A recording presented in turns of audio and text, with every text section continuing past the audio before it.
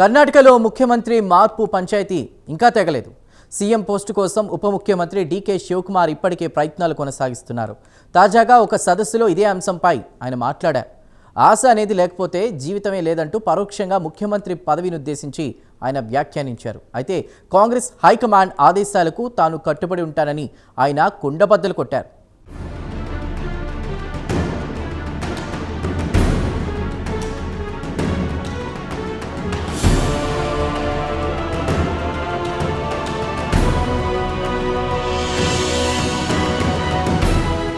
కర్ణాటకలో ముఖ్యమంత్రి పంచాయతీకి ఇంకా ముగింపు పడలేదు. ముఖ్యమంత్రి పదవిపై డిప్యూటీ సీఎం డీకే శివకుమార్కు ఆశలింకా సన్నగిల్లలేదు.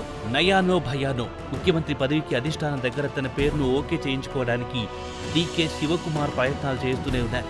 ఇందులో భాగంగా వీలు దొరికినప్పుడల్లా ముఖ్యమంత్రి మార్పు అంశాన్ని డీకే శివకుమార్ ప్రస్తావిస్తున్నారు.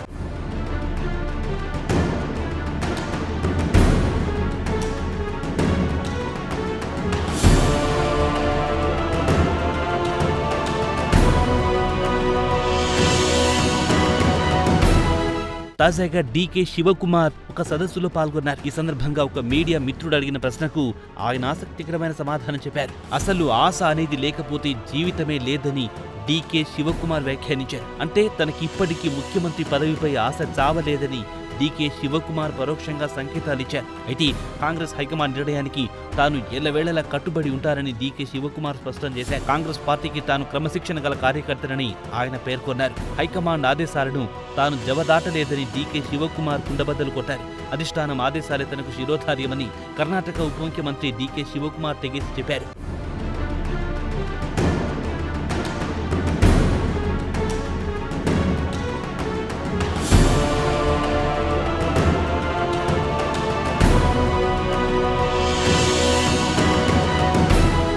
కర్ణాటకలో ముఖ్యమంత్రి మార్పు అంశంపై కొంతకాలంగా చర్చ నడుస్తోంది. దీనికో నేపథ్యం ఉంది. 2023 మేలో కర్ణాటక అసెంబ్లీ ఎన్నికలు జరిగాయి. ఈ ఎన్నికల్లో భారతీయ జనతా పార్టీని ఓడించి కాంగ్రెస్ విజయం సాధించింది. అయితే ముఖ్యమంత్రి పదవి కోసం సీనియర్ నేతలు సిద్ధరామయ్య, అప్పటి పీసీసీ అధ్యక్షుడు డీకే శివకుమార్ మధ్య హోరాహోరీ పోరు నడిచింది. చివరకు సిద్ధరామయ్య వైపు కాంగ్రెస్ హైకమాండ్ మొగ్గు చూపింది.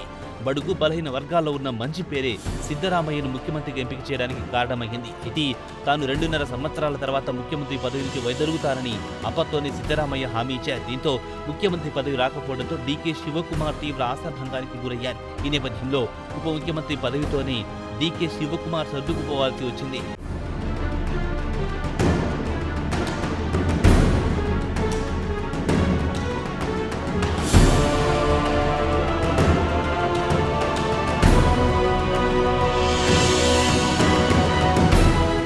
అయితే సిద్ధరామయ్య ముఖ్యమంత్రిగా బాధ్యతలు చేపట్టి 2.5 ఏళ్లు దాటింది. ఇది ముఖ్యమంత్రి పదవి నుంచి సిద్ధరామయ్య వైదొలగలేదు. ముఖ్యమంత్రిగా సిద్ధరామయ్య కొనసాగుతున్నారు. దీంతో ముఖ్యమంత్రి పదవిపై బోలెడాశలు పెట్టుకున్న డీకే శివకుమార్ తీవ్ర అసంతృప్తికి గురయ్యారు. చివరికి ఈ ఏడాది జూలై నెలలో ముఖ్యమంత్రి మార్పు పంచాయతీ కాంగ్రెస్ అధిష్టానం వరకెళ్లింది. అయితే ముఖ్యమంత్రిగా సిద్ధరామయ్యను కొనసాగించాలని కాంగ్రెస్ హైకమాండ్ నిర్ణయించుకుంది.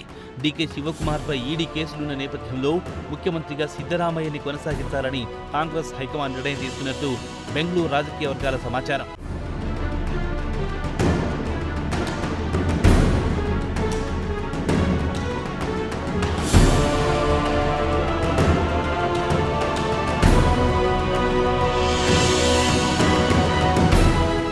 ఇదిలా ఉంటే డీకే శివకుమార్ ఇటీవల అసెంబ్లీలో అనూహ్యంగా ప్రవర్తించారు.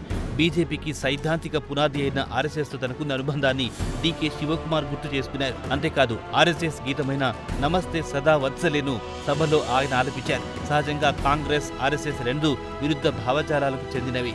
నమస్తే సదా వత్సలే గీతాన్ని ఆర్ఎస్ఎస్ లో అందరూ ఆలపిస్తారు. అటువంటి ఆర్ఎస్ఎస్ గీతాన్ని ఉప ముఖ్యమంత్రి హోదాలో ఉన్న కాంగ్రెస్ సీనియర్ నేత డీకే శివకుమార్ అసెంబ్లీలో ఆలపించడం అనూహ్యంగా మారింది.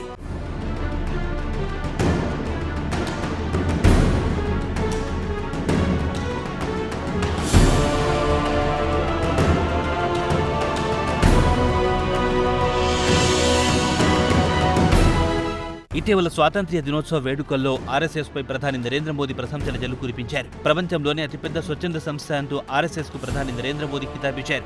కాగా ఆర్ఎస్ఎస్ ను ప్రధాని నరేంద్ర మోదీ మెచ్చుకోవడంపై కాంగ్రెస్ పార్టీ అధ్యక్షుడు మల్లికార్జున్ ఖర్గే మండిపడ్డారు.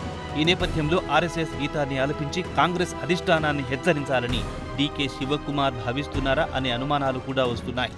అంతిమంగా ముఖ్యమంత్రి పదవి దక్కలేదన్న ఆక్రోశంతో డీకే శివకుమార్ కాంగ్రెస్కు గుడ్ బై కొట్టి బీజేపీలో చేరుతారా అనే సందేహాలు కూడా కలుగుతున్నాయి.